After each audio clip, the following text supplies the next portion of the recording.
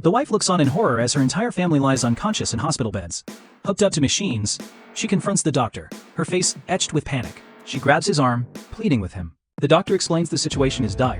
They need a rare serum. The wife's eyes widen in recognition. She knows who has it. She pulls out her phone and dials, but her husband is in bed with another woman. She disguised.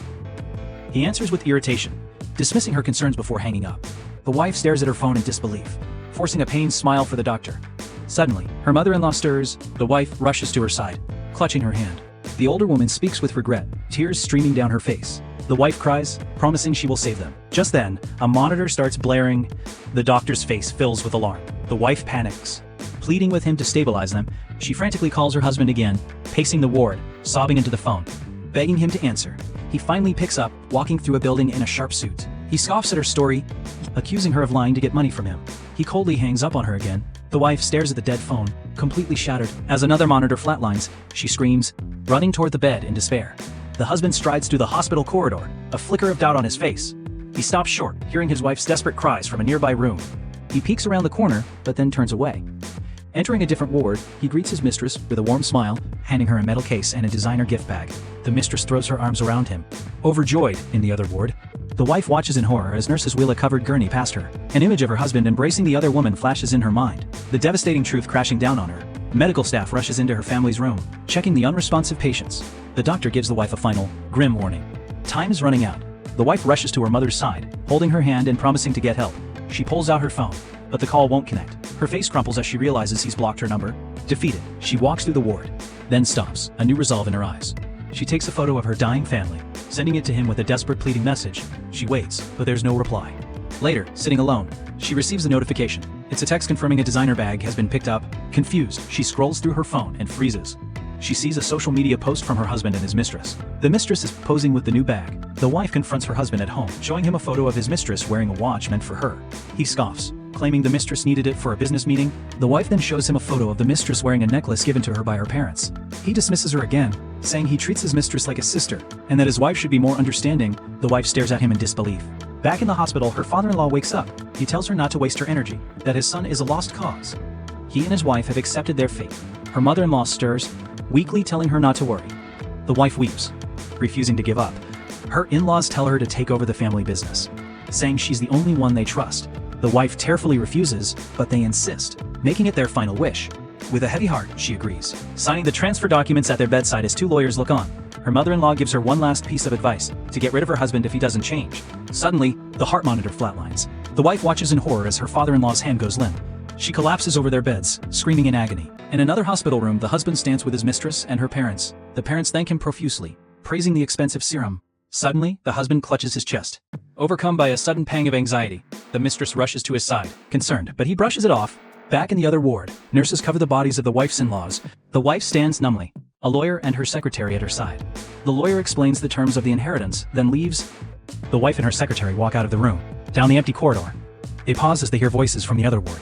The wife peeks through a window, seeing her husband laughing and joking with his mistress and her family. The mistress models a new designer bag. A gift from the husband. The wife's face hardens, her eyes filled with cold fury. She takes out her phone, texting the designer store. Her secretary's phone rings. He informs her that the police have found the culprit. They go to the police station. An officer shows the wife a tablet with security footage. It shows the mistress's parents releasing the snake at the campsite. The wife stares in shock.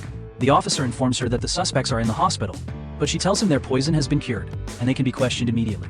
Later, her phone rings. It's her husband, furious that she reported the stolen bag. He demands to know where she is, his voice laced with menace. He accuses her of being petty, but she tells him to leave Ted. He then asks about his parents, shocked to learn they are dead. But he quickly deflects blame, saying she didn't explain the situation clearly. He shows no remorse, instead complaining that she's ruining a perfectly good day. As he turns to leave, she asks about his mistress's parents. He tells her they're fine and he's going to comfort his grieving mistress. He then suggests they donate his parents' bodies to his company for research. The wife stares at him, utterly disgusted. Later, she sits alone at a large dining table, lost in thought. She slowly takes off her wedding ring and places it on a document. Just then, her husband walks in. He storms over to the table and slams his hands down, yelling at her for suing his mistress's parents. He calls them innocent victims and accuses her of being heartless. The wife calmly points out that they are still alive because he gave them the serum. While her family is dead, he scoffs, claiming it was his serum to give to whomever he pleased. He blames her parents for going camping in the first place, then accuses her of wanting everyone to be miserable just because her family is gone. He tells her to be more compassionate, his words dripping with hypocrisy. The wife rises from her chair, her eyes blazing with fury. She calls him out for his betrayal, but he remains unfazed. He patronizingly tells her he understands her pain, but that she needs to move on. He then offers her $1 million as compensation, a fraction of his company's worth. To drop the charges, the wife scoffs, but he continues, accusing her of faking her grief. She holds out her phone, and he transfers the money. He then reveals that he has already issued a letter of understanding on her behalf, clearing his mistress's parents of all charges. He tells her to go to the police and retract her statement. The wife is stunned, speechless. She coughs, then spits a mouthful of blood onto a divorce agreement, handing it to him. She tells him to sign it and return her back, or she will pursue charges against him as well. He scoffs, calling her bluff, then reminds her that he only married her because his parents forced him to. He snatches the divorce papers, promising to sign them if she clears his mistress's parents. He storms out, leaving her standing alone. She gives him one last chance, telling him that if he shows any remorse before his parents' cremation, she will give him back the company. But he is already gone. A single tear rolls down her cheek as she realizes he is truly lost. The wife sits alone in her spacious home, gently cleaning a framed portrait of her mother-in-law. Her secretary enters, informing her that they still can't reach her husband. He asks if the memorial service should proceed, and she confirms it will. As she wipes away a tear that has fallen on the glass, she takes out her phone and sends a text to her husband, a final plea for him to attend. Meanwhile, the husband and his mistress are visiting her parents in the hospital. He assures them he will cover all their expenses and has hired the best caregivers. The mother coughs, then complains about the cost, but he brushes it off, saying they are like his own family. The husband and mistress sit together, her hand on his arm. He leaves to buy them fruit. The mother pulls her daughter close, urging her to secure the wealthy man. The father agrees, telling her to seize the opportunity. The mistress smiles confidently, revealing she is pregnant with his child, and he is already planning to divorce his wife. Just then, the husband's phone, which he left behind, buzzes with a notification. The mother urges her daughter to check it. The mistress picks up the phone, sees the text from the wife, and deletes it with a smirk. The husband returns, having forgotten his phone, and they leave together. It's finished. The parents watch them go, smiling smugly. The mistress turns back, a triumphant look on her face. At the memorial service, the wife stands before the portraits of her in-laws, burning paper offerings. Her secretary informs her that the service is ending and her husband still hasn't arrived. She tells him to call one last time, a single tear tracing a path down her cheek. Meanwhile, the husband is at the hospital with his mistress and her parents. He feels a sudden unease, a sense of foreboding. His phone rings. It's the secretary.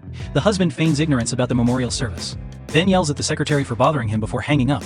The mistress collapses into his arms, feigning distress. At the service, other mourners gossip about the husband's absence, praising the wife for her loyalty and devotion. The wife kneels before the altar, then rises and walks toward the assembled guests. She looks at the portraits of her in-laws, her eyes filled with sorrow and resolve. She declares that since their son is not there to honor them, she, their daughter-in-law, will do it for him. The wife stands at the memorial service, her face a mask of grief. She checks her phone one last time, then calls her husband. He is at the hospital, carrying a cake.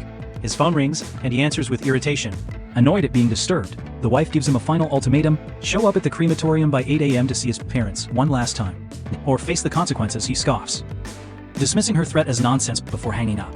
He walks away, leaving his mistress to wonder what's going on.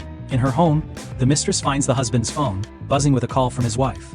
She ignores it, then scrolls through his messages, deleting every text from the wife, her face a picture of cold calculation. She reveals her plan to keep the husband in the dark about the funeral and secure her place as his new wife. She places a hand on her stomach, smiling, knowing her pregnancy is the key to her victory.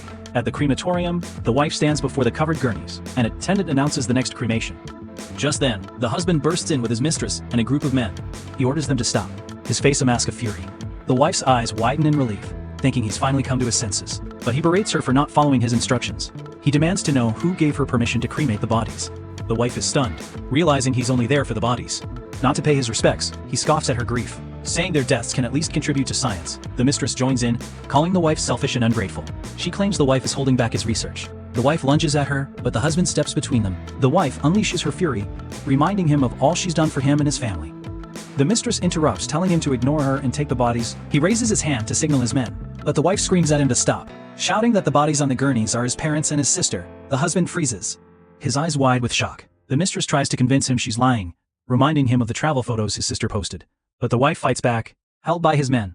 She screams at him to look for himself, to see the truth. He slowly turns, but the mistress faints, clutching her stomach. The wife accuses her of faking it, but the mistress insists she's been pushed. The wife denies it, but the mistress plays the victim, crying that she's in pain and worried about their baby. The husband is shocked to learn she's pregnant. He immediately turns on his wife, calling her a liar and a manipulator. He chooses to believe his mistress, telling the wife that her grief is no excuse for her behavior. He then orders his men to take the bodies. The wife tries to stop them, pleading with him, but he pushes her away. She falls to the floor, Defeated, he tells her he has the legal right to take the bodies, then turns to leave with his mistress. The wife rises to her feet, a new resolve in her eyes. She tells him he forced her hand, then takes out her phone and calls the police, reporting him for attempting to illegally transport human remains.